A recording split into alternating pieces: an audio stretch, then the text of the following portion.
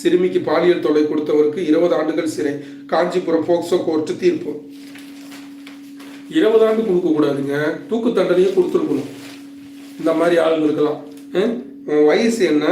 நீ போய் கிட்டத்தட்ட வந்து பார்த்தோன்னா சேர்ந்தவர் முரளி 33 வயது. கடந்த 2019ஆம் ஆண்டு சிறுமி ஒருவருக்கு பாலியல் தொந்தரவு கொடுத்துள்ளார். இது குறித்து 2019 நடந்ததுக்கு தீர்ப்பு எப்போ வருது பாருங்க. கிட்டத்தட்ட வந்து பார்த்தோன்னா 6 வருஷம் 7 வருஷம் ஆச்சு. 7 வருஷம் கழிச்சு ஒரு தீர்ப்பு வந்திருக்கு. இதெல்லாம் ரொம்ப லேட்டுங்க, ரொம்ப லேட்டு. போக்சோ வழக்கெல்லாம் முடிஞ்ச அளவுக்கு வந்து பார்த்தோன்னா ஒரு 6 மாதத்துக்குள்ளாரியாவது அதோட தீர்ப்பு வந்தால் ரொம்ப நல்லதுங்க. உடனே தீர்ப்பு வரணுங்க. மறந்தே போயிருப்பாங்க. 2019 நடந்தது, அதாவது ஏடிஎம்கே பீரியடில் நடந்தது இந்த விஷயம். மக்கள் மறந்தே போயிருப்பாங்க. என்ன விஷயம் என்ன ஏதுன்னு கூட தெரியாது, அந்த அளவுக்கு ஆகி போயிருக்கும். இப்போ வந்து தீர்ப்பு சொல்லியிருக்காங்க. இதெல்லாம் ரொம்ப ரொம்ப லேட்டு, இப்படி இருக்கவே கூடாது. 20 ஆண்டுகளில் இப்போ கிட்டத்தட்ட 7 ஆண்டு பிடிச்சி போச்சு.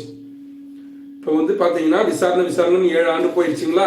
இன்னும் 13 வருஷம் தான் இவன் ஜெயிலில் இருப்பான். 13 வருஷத்தில் பார்த்தோன்னா கவர்மெண்ட் லீவு, இவனோட நன்னடத்தை கிண்ணடத்தைன்னு சொல்லிட்டு என்ன பண்ணிடுவாங்க, அதுலேயும் ஒரு 3-4 வருஷத்தை கழிச்சுவாங்க. ஒரு 10 வருஷத்தில் 45-43 வயசுல இந்த நாய் வந்து வெளியே வந்து மறுபடியும் என்ன பண்ணும், ஏதாவது வேலையை பார்த்துட்டு இருக்கும். இதெல்லாம் தேவையா? இந்த மாதிரி போக்சோ வழக்கில் வந்து கைதானா அவங்க மேலே குற்றம் வந்து நிரூபிக்கப்பட்டால் மரண தண்டனை கொடுத்துடணும். அது ஏன் பண்ண மாட்டேங்கிறாங்கன்னு தெரியல.